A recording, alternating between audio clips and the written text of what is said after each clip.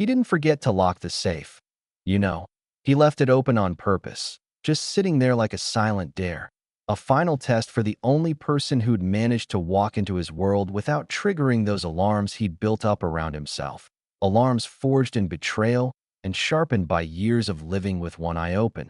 And maybe that sounds paranoid, but, well, you'd have to live a few chapters in Julian Carter's shoes to understand. Yeah, that happened, and it's not the kind of thing you read in glossy business magazines or whispered at country club dinners.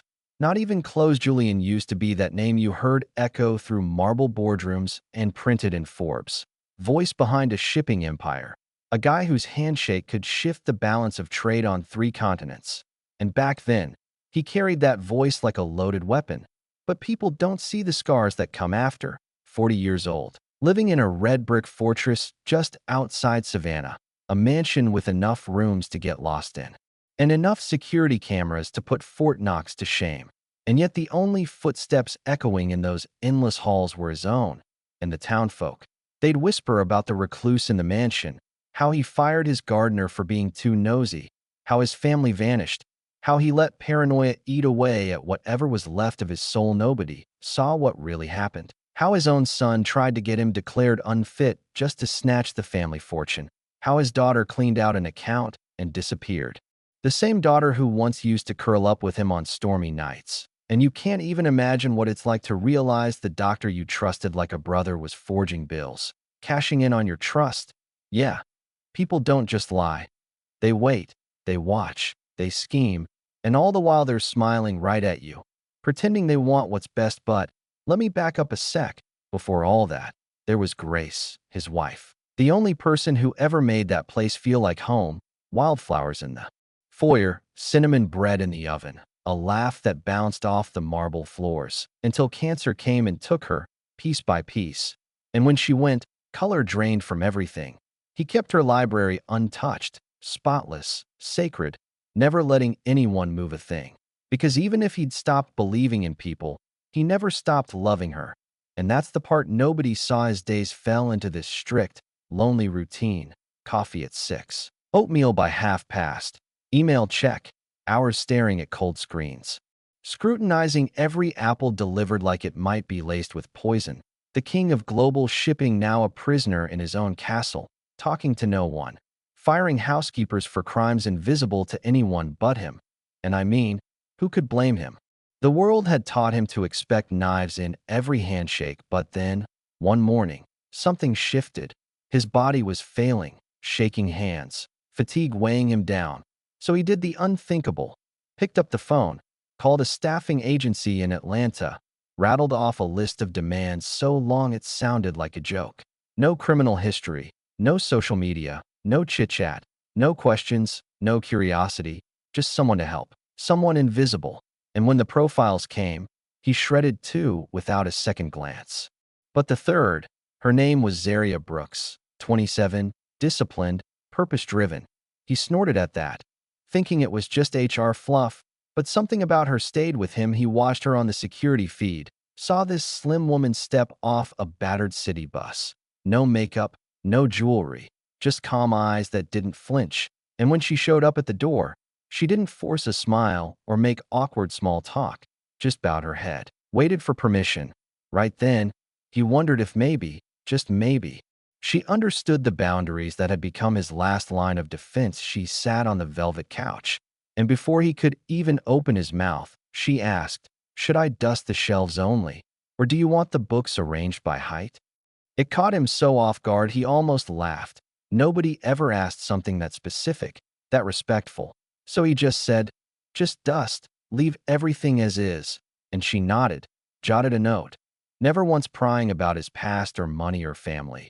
Just did her job and left. And for the first time in years, Julian found himself watching her leave, like he was hoping she'd return. Still, trust? Forget it. No one got past his defenses without being tested. So the next morning he staged it. A private safe room at the end of the East Wing, stacks of cash, gold coins, jewelry, and right there, a folded slip of paper with the code. Door propped open just enough. The whole thing bait. Temptation as pure as it gets. And he settled into his chair in the surveillance room, eyes glued to the feed at 8 sharp. Zaria arrived. And for over an hour, she worked, dusting, scrubbing, not a glance at the valuables. But then she walked down the east wing, paused at the open door. Her hand actually trembled, and Julian held his breath. Was she going to step inside? But no, she took out her phone, backed up, made a call to his secretary, calmly reported the open safe, and asked if she should lock it or wait for instructions. Julian sat there, stunned.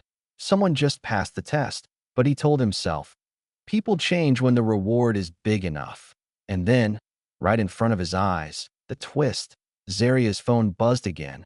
Her mother, frantic, telling her the family grocery store was about to be shut down unless they paid $38,000 by week's end. And Julian watched as Zaria listened, silent tears in her eyes, promising her mom she'd find a way. And after she hung up, she just stood there, staring at that safe. That moment, you could feel the storm inside her. One step and she could save her family. Nobody would notice a few missing bundles. He had billions. She was just a housekeeper. But instead, Zaria closed her eyes, took a trembling breath, reached for the code.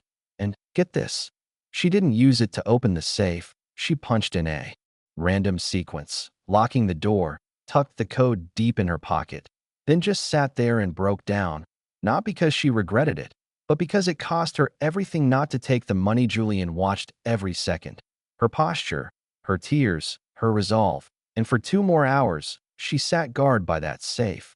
Didn't leave, just protecting something that wasn't hers. And for the first time in a decade, something moved inside him. Not just gratitude, but actual trust, a foreign feeling he barely recognized. When evening came, Julian finally left the surveillance room. His steps lighter than they'd been in years, let his footsteps echo down the hall, and Zaria stood when he entered, brushing away exhaustion. But you could see it. She'd been through a war with herself, and Julian just said, "You're still here," quietly, and she replied, "I called your secretary about the safe and stayed to make sure nothing happened." And when he admitted he'd seen everything on camera, she didn't flinch, just nodded. "This is your home. You have the right to protect it," she said then. Julian handed her a sealed envelope. "A $50,000 check. You earned it," he told her. But Zaria, without missing a beat, pushed it back. "I can't accept this. Doing the right thing shouldn't be a payday." And you could see it landed hard on Julian. All those years believing everyone had a price. He asked her, "Why? Why are you like this?" And she hesitated, then quietly told the truth. Years ago, her cousin needed surgery. An anonymous donor paid for it. And when she applied for this job, she recognized Julian's name on the hospital's donor list. She knew it was him. She came to serve, not to take. Julian was floored, remembered that donation, never thinking he'd meet someone whose life he'd changed. And now, here she was, the first person in years to remind him what being human meant. He didn't say much after that, just handed her a folder. The Winters Trust Foundation told her he'd never found anyone worthy to run it. Until now. She stood there, hands shaking, and both of them realized, in that silent hallway, that family isn't always about blood. It's about trust, about choosing to do the right thing when nobody's watching. And now, I gotta ask, have you ever known someone who passed a test like that? Would you have done the same? Tell us your thoughts below. Let's talk about what real integrity means. If this story moved you, share it, give it a like, and don't forget to subscribe for more stories that remind us, even in a world full of traps, there's still hope. And sometimes, the best tests in life are the ones you pass when nobody's looking.